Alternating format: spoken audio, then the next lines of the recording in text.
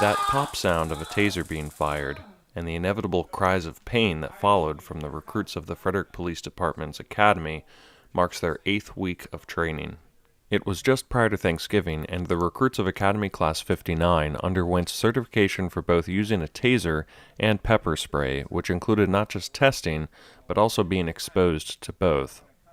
One by one, they stepped forward to take their turn on the mat, held by 2 peers who would guide their seizing bodies to the floor as they received 5 seconds of electricity delivered by 2 probes shot into their back or leg.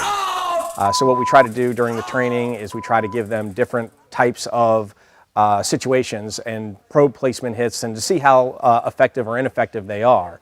We do this before the actual classroom portion, because what we don't want to have happen is the students be distracted during the classroom portion, worried about the actual exposure part of the day. So we get the exposures out of the way, and then we're going to sit down and then we're going to talk about it. We're going to talk about our general orders and the law and what's expected and required of them when they use this weapon system. Officer Sanangelo says new case law elevated the taser to a higher level of force than it had been in previous years. So right now, the level of force is considered somewhere between impact and deadly force when we talk about that.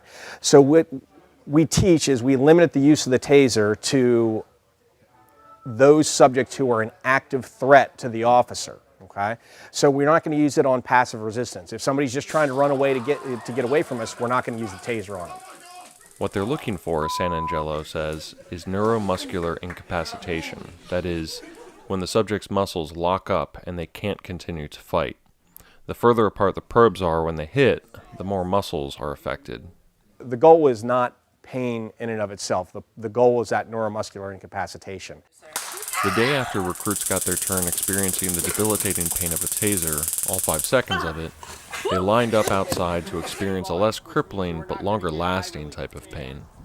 Recruits in the FPD Academy, regardless of which law enforcement agency they will ultimately work for, must also undergo direct exposure to a type of pepper spray called oleoresin capsicum, otherwise known as OC spray. After Officer Dan Sullivan carefully sprays the agent across both eyes of a recruit and then forces them to open their eyes to be sure that they get the full effect, they are sent through an obstacle course while the OC spray takes full effect. Their first stop requires them to deploy their own pepper spray and spray a dummy across the effigy's eyes. The next 2 stops had them performing knee kicks and elbow punches into the pads held by fellow recruits. Then, after repeatedly hitting another pad with a baton, they had to weave their way through a set of cones. Their final challenge was to force their eyes open so they could identify whether an instructor was wielding a fake gun or knife and then order him to drop it. Only after they successfully completed the course were they allowed to flush their eyes out with water from a garden hose. So the reason we OC expose our students to this and any other person who's certified to carry OC is, one, it reduces the usage of OC spray. It allows them to fight through it if they're exposed to OC spray. This allows them to understand what the suspect's going to experience, and allows them to experience the agent so that they know they can fight through the agent if they're exposed to it and continue to do their job. It's absolutely miserable. You get involuntary closure of the eyes, which are called blazospasms.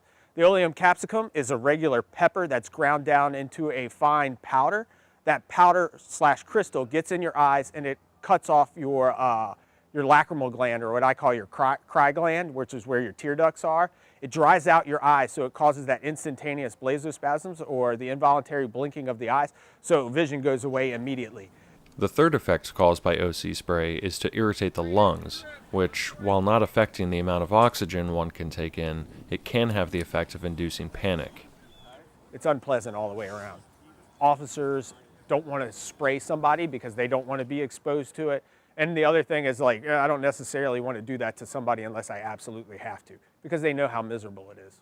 On this day, Peter McAdams, a recruit for the Frederick County Sheriff's Office, was exposed to OC for the 3rd time.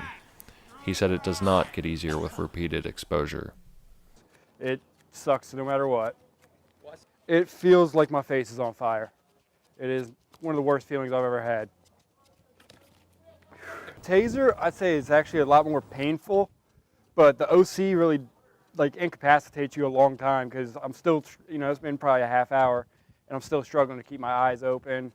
It makes everything really hard to do. Whole face is burning, whereas with the taser, it's 5 seconds that really stink, but as soon as it's over, it's over. Any day I'll take a taser over OC.